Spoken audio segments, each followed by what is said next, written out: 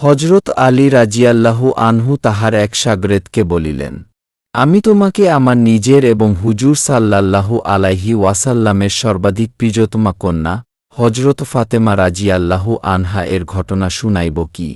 শাগরেদ বলিল, অবশ্যই শুনান।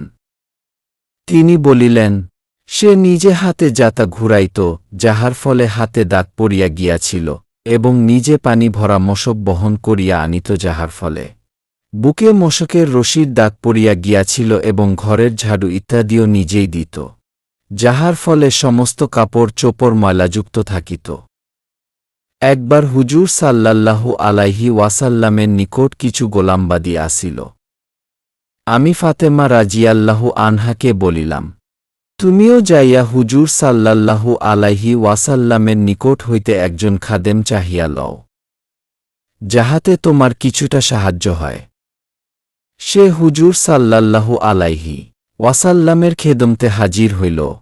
সেখানে লোকের সমাগম ছিল, আর সে স্বভাবগত অনেক বেশি লাজুক ছিল। সকলের সম্মুখে পিতার নিকটও চাহিতে লজ্জাবোধ করিল এবং ফিরিয়া আসিল। পরদিন হুজুর সাল্লাল্লাহু আলাইহি ওয়াসাল্লাম স্বয়ং তাশরিফ আনিলেন এবং জিজ্ঞাসা করিলেন, ফাতেমা, তুমি গতকাল কি কাজের জন্য গিয়াছিলে? সে লজ্জায় চুপ রহিল। আমি আরজ করিলাম, ইয়া রাসূলাল্লাহ, তাহার অবস্থা এই যে, যাতা ঘুরানোর কারণে হাতে দাগ পড়িয়া গিয়াছে, পানির মশক বহন করার কারণে বুকে রশির দাগ পড়িয়া গিয়াছে, সর্বদা কাজকর্ম করিবার কারণে কাপড় চোপড় ময়লাযুক্ত থাকে। আমি গতকাল তাহাকে বলিয়াছিলাম, আপনার কাছে খাদেম আসিয়াছে, তাই সেও একজন চাহিয়া লয়, এই জন্য গিয়াছিল। অপর এক বর্ণনা অনুযায়ী হজরত ফাতেমা রাজিয়াল্লাহু আনহা বলিয়াছেন, ইয়া রাসূলাল্লাহ, আমার আর আলীর নিকট একটি মাত্র বিছানা, তাহাও একটি দুম্বার চামড়া। রাত্রে উহা বিছাইয়া শয়ন করি, আর সকালে উহাতেই ঘাসদানা রাখিয়া উটকে খাওয়াই। হুজুর সাল্লাল্লাহু আলাইহি ওয়াসাল্লাম বলিলেন, মা, ধৈর্যধারণ কর। হজরত মুসা আলাইহি ওয়াসাল্লাম ও তাহার স্ত্রীর নিকট 10 বছর যাবৎ একটি বিছানাই ছিল, আর তাহাও হজরত মুসা আলাইহি সালাতুসালাম এর জুব্বা। রাত্রে উহা বিছাইয়াই শয়ন করিতেন।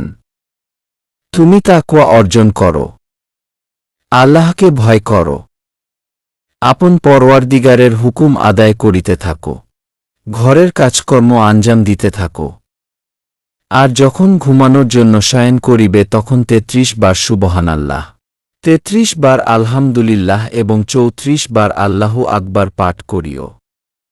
ইহা খাদেম হইতে উত্তম বস্তু। হজরত ফাতেমা রাজিয়াল্লাহু আনহা বলিলেন, আমি আল্লাহ ও তাহার রাসূলের প্রতি সন্তুষ্ট আছি, অর্থাৎ আল্লাহ ও তাহার রাসূল সাল্লাল্লাহু আলাইহি ওয়াসাল্লাম আমার ব্যাপারে যাহা পছন্দ করিবেন উহা আমি খুশির সহিত গ্রহণ করিব। ইহা ছিল দুজাহানের বাদশাহর কন্যার জীবন। আজ আমাদের কাহারও কাছে যদি 2-4টি পয়সা হইয়া যায়, তবে তাহার গৃহিণী ঘরের কাজকর্ম তো দূরের কথা, নিজের কাজটুকুও করিতে পারে না। পায়খানায় বদনাটিও চাকরানিকেই রাখিয়া আসিতে হয়। এটাই হল নবী করিম সাল্লাল্লাহু আলাইহি ওয়াসাল্লাম এর কন্যা ফাতেমা রাদিয়াল্লাহু আনহা এর ঘটনা।